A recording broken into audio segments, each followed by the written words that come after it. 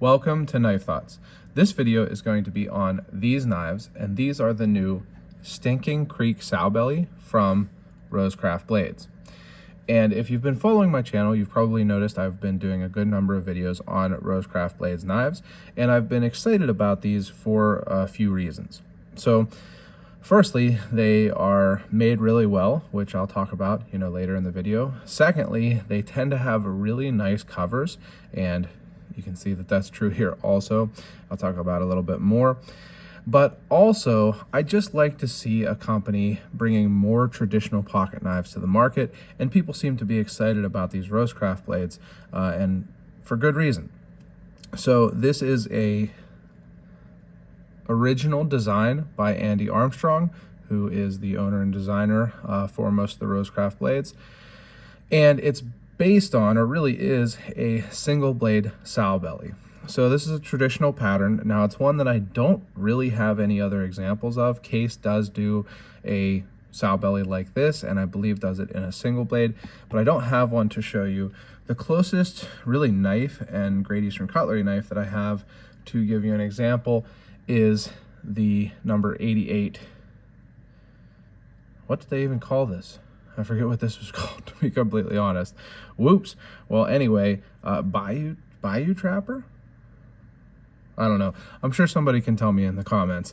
But this is really the shape, or almost the shape, of a Sowbelly. I kind of don't completely agree, and I'll talk about why. But it's definitely the closest of what I have to a Sowbelly, because as you can see, they're both serpentine. So they have this curved shape and equal end. Now, the two ends of the Stinking Creek are actually not completely equal in design, but they're pretty close to equal in size. Now, this was called a trapper because it's a two blade with two full blades, one being a lamb foot actually, and the other being a clip point. So it's not really a typical Sowbelly in that way. And then also, one thing that does differentiate the Sowbelly from a normal serpentine pattern is, as you can see here, there's kind of a recurve.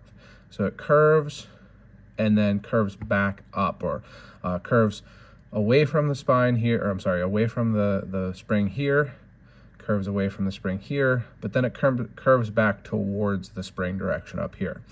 And that's true also for a lot of other serpentine knives, like serpentine Stockman knives and things like that. And that's not the case for this Sowbelly, the Stinking Creek Sowbelly, and I think for most Sowbelly patterns also. So it is a little bit different than the 88 and than most serpentine patterns. Now, it does still give you the kind of nice ergonomics of a serpentine pattern and the same type look, where it has this curve to it. Now, being that this is a single clip point blade, you can see that it is pretty much pinchable for me. The action is nice.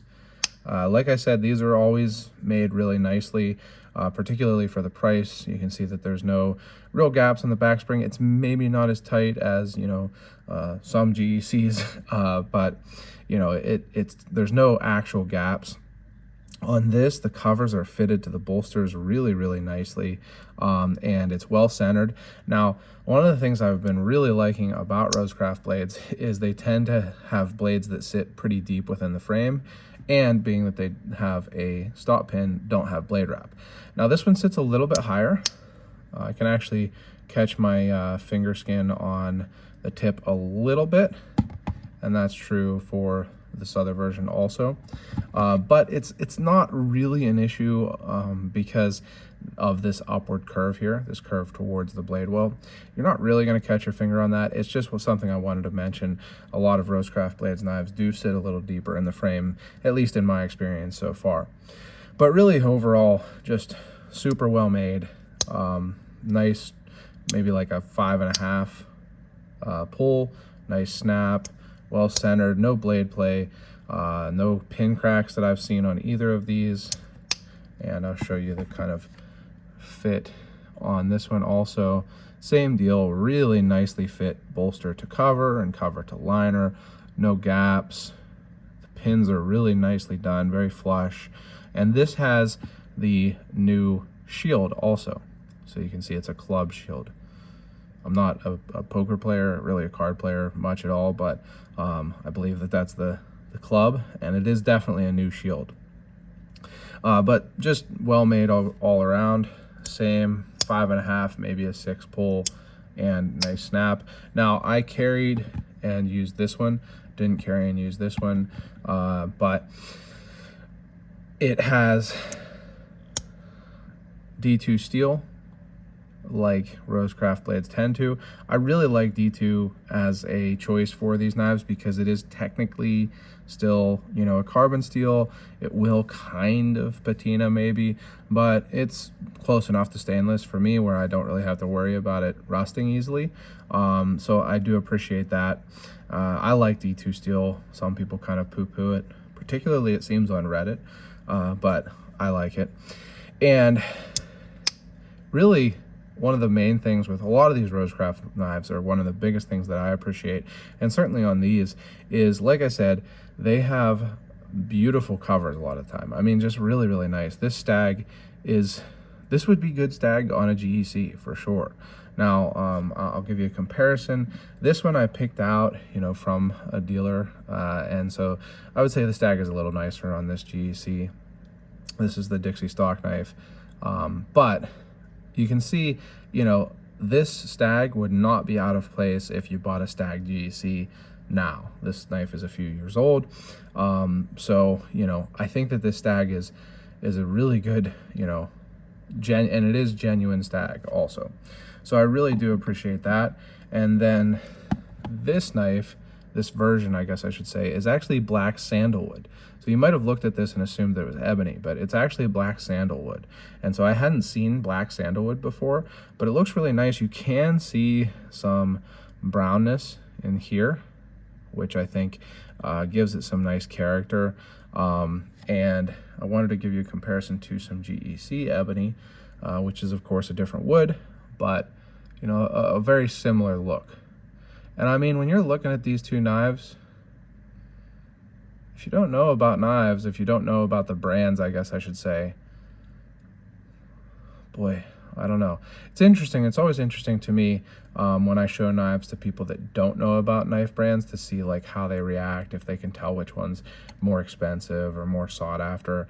Often they can, actually, but it would be interesting to me to show these two. Now, of course, I love this knife. This is Way North, so it's a Charlie Campagna SFO. That's the blackjack. And I'm not complaining about GEC or this knife at all. I'm just saying, like, just first look, they have a very similar look. So, you know, that says something. They're in a different price range, different availability, basically. So I think that RoseCraft Blades, Andy Armstrong of RoseCraft Blades, is doing a good job of picking nice covers for these knives. So, you know, like I say, some of the things I like about RoseCraft knives, they're well made. These are both really well made. Again, the kind of non-issue of the tip that's not really proud, but I can catch my finger on, is the only thing, and it's, I think for most people won't be an issue. Then the covers are great. I really think that they do a good job of these covers. And finally, the construction is just really well done, especially these are relatively inexpensive knives compared to the other knives that I've compared them to in this video. So, you know, you can get really nicely made knives for a pretty reasonable price. And then finally, I did want to talk about RoseCraft Blades recently came out with these slips, and I've talked about in my videos that I have been converted to using slips. These are nice. I actually have, this is the larger version, and it does fit this Stinking Creek nicely. And again, this is the Stag version, so it's thicker, but they both fit nicely in there. There's a smaller version, which I actually have packed away for a hunting trip, and with the Otter Creek Barlow from RoseCraft Blades. So I just wanted to show that off. You can see it's got the red threading or stitching, which goes along with the color theme of RoseCraft Blades, the nice stamp. It's not going to be the same level as, you know, a high-end handmade slip, certainly, but it's a good option if you want to have, you know, a RoseCraft branded slip to carry your knife in. So as always, I want to say I really appreciate RoseCraft blades for sending these knives along. If you'd like to pick one of these up, they will be available at RoseCraft Blades, but also at Traditional Pocket Knives, and that's a great place to buy RoseCraft blades and a lot of other knife brands. So make sure you use the link in the description as well as the discount code, which is Knife Thoughts for RoseCraft blades at TPK. If I sound unsure of that, it's because I am. I have a couple different discount codes for TPK, but I'm pretty sure that it's Knife Thoughts. It might be KT10. Try them both, but you can look in the description also. And make sure you go to knifethoughts.com, subscribe to the newsletter, the email newsletter there.